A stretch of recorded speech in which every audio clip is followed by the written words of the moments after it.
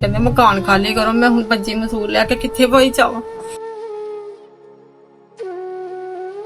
ਬੱਚੀ ਦੀ ਵਜ੍ਹਾ ਤੋਂ ਤੁਹਾਨੂੰ ਫੋਨ ਕੀਤਾ ਸੀ। ਮੇਰੀ ਬੱਚੀ ਮਜ਼ਦੂਰ ਆ, 14 ਸਾਲਾਂ ਦੀ ਆ ਮੇਰੀ ਬੱਚੀ।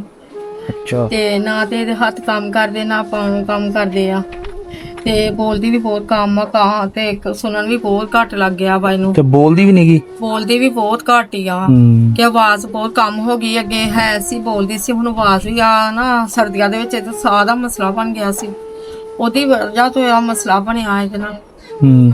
ਤੇ ਇਹ ਵਜ੍ਹਾ ਕਿੰਨੀ ਇਹ ਪਦੈਸ਼ੀ ਬੱਚੇ ਮਜ਼ਦੂਰ ਆ ਜਾਂ ਨੇ ਬਾਅਦ ਚ ਹੋਈ ਸਾਡੀ ਗਰੀਬੀ ਦੀ ਵਜ੍ਹਾ ਤੋਂ ਮਸਲਾ ਬਣਿਆ। ਸਾਡੇ ਕੋਲ ਇਲਾਜ ਨਹੀਂ ਹੋਇਆ ਹੈਗਾ ਗਰੀਬੀ ਦੀ ਵਜ੍ਹਾ ਤੋਂ। ਅੱਛਾ। ਹਾਲਾਤ ਸਾਡੇ ਬਹੁਤ ਬੁਰੇ ਭਾਈ ਕਿ ਇਹਦੇ ਪਾਪਾ ਦੀ ਕਦੀ ਦਿਹਾੜੀ ਲੱਗਦੀ ਕਦੀ ਨਹੀਂ। ਅੱਡੇ 'ਚ ਜਾਂਦੇ ਆ।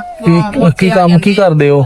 ਆਟੇ ਵਿੱਚ ਦਿਹਾੜੀ ਮਜ਼ਦੂਰੀ, ਮਿਹਨਤ ਮਜ਼ਦੂਰੀ ਕਰਦੇ ਆ ਅੱਡੇ 'ਚ? ਮਜ਼ਦੂਰੀ ਕਰਦੇ ਆ। ਹਵਾਈ ਰੋਜ਼ੀ। ਜਦੋਂ ਦਿਹਾੜੀ ਨਹੀਂ ਲੱਗਦੀ ਆ ਕੇ ਲੜਦੇ ਝਗੜਦੇ, ਸਾਡੇ ਲੜਾਈ ਝਗੜਾਈ ਰਹਿੰਦਾ ਵਾ ਹਰ ਵਕਤ। ਇਹ ਵੀ ਬੇਟੀ ਆ? ਹਾਂਜੀ, ਇੱਕ ਆ ਮੇਰੀ ਬੇਟੀ ਆ, ਇੱਕ 7 ਸਾਲਾਂ ਦਾ ਬੇਟਾ ਵਾ। ਅੱਛਾ। ਤੇ ਉਹਨੂੰ ਵੀ ਸਕੂਲ ਨਹੀਂ ਪੜ੍ਹਾਉਂਦੇ ਹੈਗੇ ਆ ਮਹਿੰਗਾਈ ਦੀ ਵਜ੍ਹਾ ਤੋਂ ਤੇ ਹਾਲਾਤਾਂ ਦੀ ਵਜ੍ਹਾ ਤੋਂ। ਇੱਕ ਬੇਟੀ ਮੇਰੀ ਫੌਤ ਹੋ ਗਈ 7 ਸਾਲਾਂ ਦੀ, ਇੱਕ ਬੇਟਾ ਫੌਤ ਹੋਇਆ ਸਾਲ ਦਾ। ਅੱਛਾ। ਹਾਂਜੀ, ਬੇਟੀ ਵੀ ਇਸ ਤਰ੍ਹਾਂ ਮਜ਼ਦੂਰੀ ਸੀਗੀ ਮੇਰੀ। ਅੱਛਾ, ਇੱਕ ਬੇਟੀ ਫੌਤ ਹੋਈ ਵੀ ਮਜ਼ਦੂਰੀ ਸੀਗੀ? ਉਹ ਵੀ ਮਜ਼ਦੂਰੀ ਸੀਗੀ। ਉਹ ਚੰਗੇ ਭਲੇ ਪੈਦਾ ਹੋਏ ਸੀ, ਬਾਅਦ ਵਿੱਚ ਹੋਏ ਆ ਕਿੰਨਾ ਸਾਲਾਂ ਦੇ। ਤੇ ਇਹਦਾ ਤੁਸੀਂ ਇਲਾਜ ਨਹੀਂ ਕਰਵਾ ਸਕੇ ਤੇ ਉਹ ਬਿਮਾਰੀ ਪਰਮਾਨੈਂਟ ਹੀ ਉਹਨੂੰ ਪੱਕੀ ਲੱਗ ਗਈ? ਪੱਕੀ ਲੱਗ ਗਈ ਆ। ਕਹਿੰਦੇ ਸੀਗੇ ਕਿ ਇਲਾਜ ਹੋ ਸਕਦਾ ਵਾ, ਪੈਸਾ ਲੱਗਦਾ ਵਾ। ਪੈਸਾ ਸੀ ਕਿ ਕੋ ਪੁੱਛਿਆ, ਕਿਸੇ ਨੇ ਸਾਡੀ ਮਦਦ ਨਹੀਂ ਕੀਤੀ ਹੈਗੀ।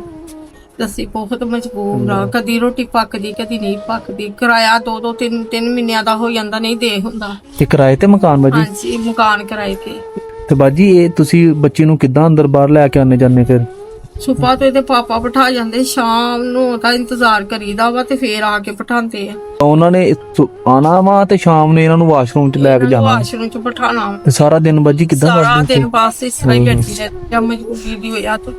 ਹਾਂਜੀ, ਮੈਂ ਕਿਹਾ ਕੋਈ ਵੀਲਚੇਅਰ ਲੈ ਦੇਣ, ਮਿਹਰਬਾਨੀ ਤੁਹਾਡੀ, ਕੋਈ ਰਿਮੋਟ ਵਾਲੀ ਜਾਂ ਦੂਸਰੀ ਲੈ ਦੇਣ। ਉਹ ਕਹਿੰਦੀ ਮੰਮਾ ਮੇਰਾ ਵੀ ਦਿਲ ਕਰਦਾ ਮੈਂ ਵੀ ਬਾਹਰ ਅੰਦਰ ਜਾਵਾਂ, ਫਿਰਾਂ ਤੁਰਾਂ, ਬੱਚੇ ਵੱਲ ਦੇਖਦੀ ਆ।